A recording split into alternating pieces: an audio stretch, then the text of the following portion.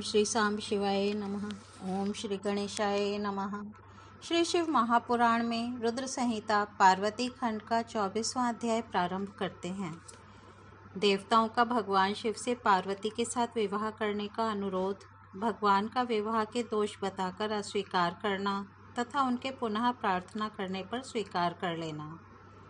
देवता बोले, कामदेव को विनष्ट करने वाले रुद्र देवता को नमस्कार है। स्तुति के योग्य, अत्यंत तेजस्वी तथा त्रिनेत्र को बार बार नमस्कार है।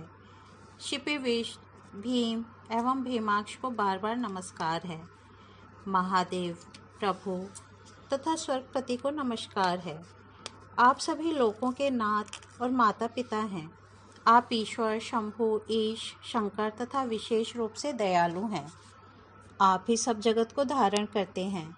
अतएव हे प्रभु, आप हम लोगों की रक्षा कीजिए। हे परमेश्वर, आपके अतिरिक्त और कौन दुख दूर करने में समर्थ है। ब्रह्मा जी बोले, हे नारद, उन देवताओं का यह वचन सुनकर परम कृपा से युक्त होकर नंदिकेश्वर शिवजी से निवेदन करने लगे। नंदिकेश्वर बोले, हे सुरवर्य, सिद्ध, मुनि, विष्णु आदि देवगण दैत्यों से पराजित एवं तिरस्कृत हो आपकी शरण में आए हैं और वे आपके दर्शन की इच्छा करते हैं। इसलिए हे सर्वेश, आप शरणागत हुए इन देवताओं तथा मुनियों की रक्षा कीजिए, क्योंकि आप विशेष रूप से दीनबंधु और भक्त वत्सल कहे गए हैं। ब्रह्मा जी बोले, इस प्रकार जब दयालु नंदिकेश्वर ने बार बार शिवजी से निवेदन किया, तब उन्होंने धीरे धीरे अपने नेत्र खोलकर समाधि का त्याग किया। उसके बाद समाधि से उपरत हुए वे महाज्ञानी परमात्मा शंभु सभी देवताओं से कहने लगे। शंभु बोले, आप सभी ब्रह्मा, विष्णु आदि सुरेश्वर मेरे पास किस लिए आए हैं? उस कारण को शीघ्र कहिए। ब्रह्मा जी बोले, शिवजी के इस वचन को सुनकर सभी देवता प्रसन्न हो गए और विज्ञप्ति के लिए विष्णु के मुख की ओर देखने लगे। तब शिव के परम भक्त तथा देवताओं के हितकारक विष्णु मेरे द्वारा कहे गए देवताओं के इस बहुत बड़े कार्य का निवेदन करने लगे। विष्णु जी बोले, हे शंभो, तारक से इन देवताओं को अत्यंत अद्भुत दुख प्राप्त हो रहा है। इसी कारण सभी देवता आपसे निवेदन करने यहाँ आए हुए हैं। हे शंभो, आपके द्वारा जो औरस पुत्र उत्पन्न होगा, उसी के द्वारा तारकासुर का वध होगा। यह मेरा कथन अन्यथा नहीं हो सकता। हे महादेव, आपको नमस्कार है। आप इस बात का विचार कर देवताओं पर दया कीजिए। हे स्वामिन, तारकासुर से उत्पन्न इस महाकष्ट से देवताओं का उद्धार कीजिए। इसलिए हे देव, हे शंभो, आपको स्वयं गिरिजा का दाहिने हाथ से पाणी ग्रहण करना चाहिए, क्योंकि गिरिराज हिमालय आपको पाणी ग्रहण के द्वारा ही गिरिजा को प्रदान करना चाहते हैं। अतः आप उसे स्वीकार कीजिए। विष्णु के इस वचन को सुनकर योग में तत्पर भगवान शिव अत्यंत प्रसन्न हो गए और उनकी सद्गति के लिए उत्तम उपदेश करते हुए कहने लगे। शिवजी बोले, हे देवताओं, जब मैं सर्वसुंदरी गिरिजा देवी को स्वीकार करूंगा, तब सभी देवता, मुनि तथा ऋषि सकाम हो जाएंगे। फिर तो ये परमार्थ मार्ग पर चल ना सकेंगे। मेरे पाणी ग्रहण से ये दुर्गा मृत कामदेव को पुनः जीवित कर देंगी। मैंने सबकी कार्य सिद्धि के लिए ही कामदेव को जलाया है। हे विष्णु, ब्रह्मा के वचनानुसार ही मैंने यह कार्य संपादित किया है, इसमें संदेह नहीं है। हे देवेंद्र, आप इस कार्य को परिस्थिति में मन से तत्व का विचार करके मेरे विवाह का हठ छोड़ दीजिए। हे विष्णु, मैंने कामदेव को जलाकर देवताओं का बहुत बड़ा कार्य सिद्ध किया है। अब उचित यही होगा कि मेरे साथ समस्त देवगण सुनिश्चित रूप से निष्काम होकर निवास करें। हे देवताओं, जिस प्रकार मैं तपस्या करता हूँ, उसी प्रकार आप लोग भी सहज रूप से कठोर तप में निरत हो जाइए। अब तो कामदेव नहीं रहा, इसलिए हे देवताओं, आप लोग निर्विघ्न समाधि लगाकर आनंदयुक्त निर्विकार भाव से निवास कीजिए। हे विधे, हे विष्णु, हे महेंद्र, हे मुनिगण, हे देवगण, आप लोगों ने पूर्व समय में कामदेव के द्वारा किए गए सारे कार्य को भुला दिया है। उन सब पर विचार कीजिए। हे देवताओं, पहले इस महाधनुर्धर कामदेव ने हठ से सभी देवताओं का ध्यान नष्ट कर दिया था। काम ही नरक का द्वार है। काम से क्रोध उत्पन्न होता है, क्रोध से मोह उत्पन्न होता है और मोह से तप विनष्ट हो जाता है। अतः आप सभी श्रेष्ठ देवताओं को काम एवं क्रोध का परित्याग कर देना चाहिए। आप सभी को मेरी यह बात स्वीकार करनी चाहिए, क्योंकि मेरी बात कभी असत्य नहीं सिद्ध होती। ब्रह्मा जी बोले, हे नारद, वृषभ ध्वज भगवान महादेव जी इस प्रकार कहने के बाद विधाता विष्णु, मुनिगण तथा देवताओं से उत्तर की प्रतीक्षा करने लगे। तब अपने गणों से घिरे हुए वे शंभु चुपचाप होकर समाधि में स्थित हो स्थाणु के समान अचल हो गए। वे शंभु अपने अंतःकरण में अपने निरंजन, निराभास, निर्विकार एवं निरामय स्वरूप का ध्यान करने लगे, जो सबसे परे, नित्य, निर्मम, विग्रह रहित, शब्दातीत, निर्गुण, ज्ञान गम्य तथा परात्पर है। इस प्रकार अनेक जगत की सृष्टि करने वाले वे अपने परम रूप का चिंतन करते हुए ध्यान में स्थित हो परमानंद में निमग्न हो गए। उस समय विष्णु, इंद्र आदि सभी देवता शंकर जी को ध्यान में स्थित देखकर विनम्र होकर नंदिकेश्वर से कहने लगे। देवता बोले, हे नंदिकेश्वर, शिवजी विरक्त होकर ध्यान में मग्न हैं। अब हम लोगों को क्या करना चाहिए? आप शंकर के सखा, सर्वज्ञ एवं इनके पवित्र सेवक हैं। हे गणाधिप, शिवजी किस उपाय से हम लोगों पर प्रसन्न होंगे, इस उपाय को शीघ्र बताइए। हम लोग आपकी शरण में आए हैं। ब्रह्मा जी बोले, हे मुने, जब इंद्रादि देवताओं ने इस प्रकार नंदी से निवेदन किया, तब शिवजी के प्रियगण नंदी उन देवताओं से कहने लगे। नंदीश्वर बोले, हे हरे, हे विधे, हे इंद्र, हे देवताओं, हे मुनियों, आप लोग शिवजी को संतुष्ट करने वाला मेरा वचन सुने। यदि आप लोगों का ऐसा ही हठ है कि शिवजी स्त्री का पाणी ग्रहण करें, तो अत्यंत दीन भाव से आप सभी शिवजी की उत्तम स्तुति करें। हे देवताओं, महादेव भक्ति द्वारा वश में हो जाते हैं, अन्य साधारण उपायों से वशीभूत नहीं होते। वे परमेश्वर उत्तम भक्ति से कार्य भी कर सकते हैं।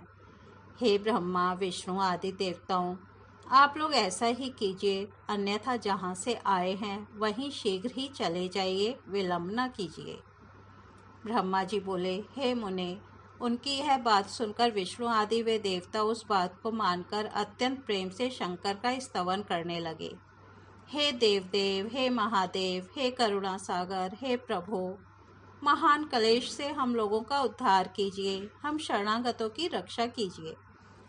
ब्रह्मा जी बोले, इस प्रकार बहुत ही दीन हो देवताओं ने शिवजी की स्तुति की और वे सब व्याकुलचित होकर उच्च स्वर से रोने लगे। मुझे साथ लेकर विष्णु से मन से शिवजी का स्मरण करते हुए परम भक्ति से युक्त होकर दीन वचनों से शंभु से प्रार्थना की। इस प्रकार जब मैंने, विष्णु ने तथा सभी देवताओं ने शंभु की स्तुति की, तब भक्त वात्सल्य के कारण वे महेश्वर ध्यान से विरत हो गए। तदनंतर प्रसन्नचित होकर दुखों का हरण करने वाले वे भक्तवत्सल शंकर विष्णु आदि देवगणों को हर्षित करते हुए करुणा भरी दृष्टि से देखकर कहने लगे। शंकर बोले, हे हरे, हे विधे, हे इंद्रादि देवताओं, आप सब एक साथ किस लिए आए हैं, मेरे सामने सच सच बताइए। विष्णु बोले, हे महेश्वर, आप सर्वज्ञ, अंतर्यामी तथा अखिलेश्वर हैं। क्या आप हमारे मन की बात नहीं जानते? फिर भी मैं आपके आज्ञा अनुसार निवेदन कर रहा हूँ। हे मृड, हम सब देवताओं को तारकासुर से महान दुख प्राप्त हो रहा है, इसलिए हम देवताओं ने आपको प्रसन्न किया है। वे शिवा आपके लिए ही हिमालय की कन्या के रूप में उत्पन्न हुई हैं, क्योंकि आपके द्वारा पार्वती से उत्पन्न पुत्र के द्वारा ही तारकासुर की मृत्यु होने वाली है। यह बात अन्यथा नहीं है। ब्रह्मा जी, उस तारकासुर को इसी प्रकार का वरदान दे रखा है, वह अन्य किसी के द्वारा मारा नहीं जाएगा। यही कारण है कि वह सबको पीड़ित कर रहा है। इस समय देवर्षि नारद के उपदेशानुसार वे पार्वती तपस्या कर रही हैं और उनके तेज से चराचर सहित समस्त त्रैलोक्य व्याप्त हो रहा है। इसलिए हे परमेश्वर, आप शिवा को वर देने हेतु जाइए। हे स्वामीन, ऐसा करके हम देवताओं का दुख दूर कीजिए तथा हम लोगों को सुखी कीजिए।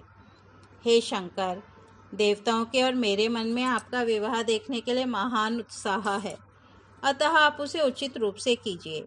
हे परात्पर, आपने रति को जो वरदान दिया है उसका भी अवसर उपस्थित हो गया है। आप अपनी प्रतिज्ञा को सफल कीजिए।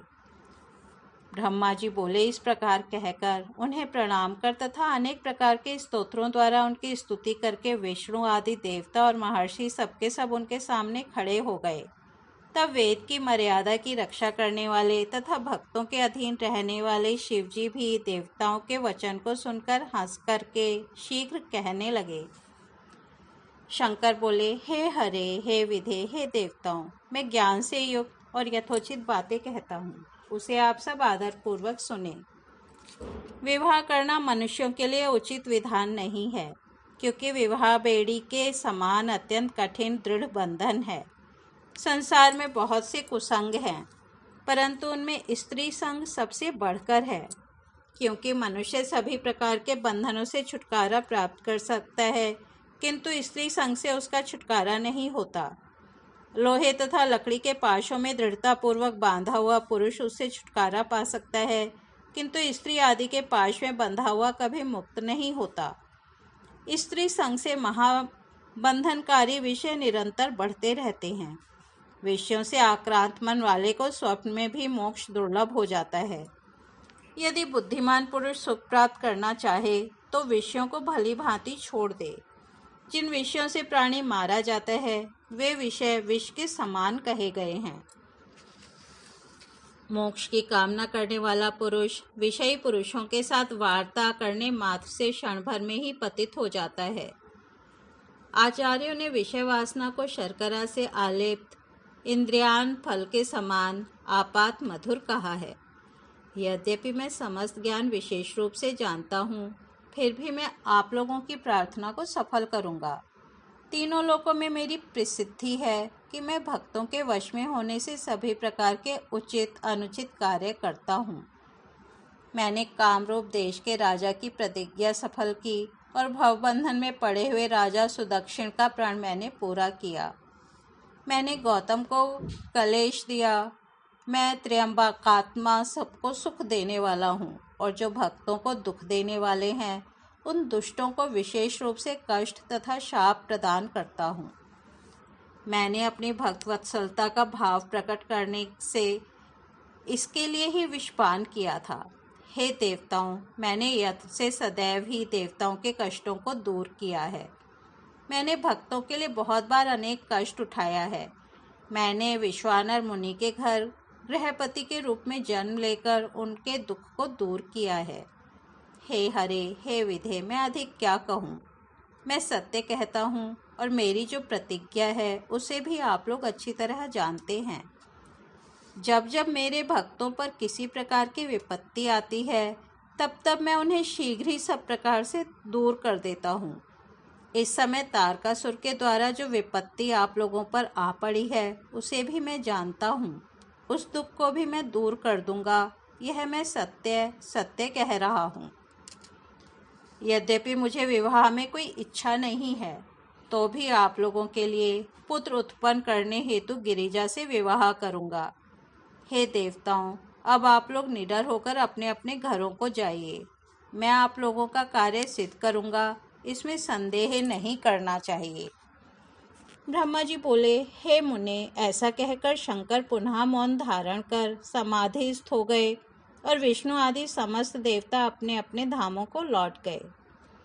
इस प्रकार श्री शिव महापुराण के अंतर्गत द्वितीय रुद्र संहिता के तृतीय पार्वती खंड में पार्वती विवाह स्वीकार नामक 24वां अध्याय पूर्ण हुआ। कल हम 25वां अध्याय सुनेंगे। आज यही विराम देते हैं। ओम नमः शिवाय।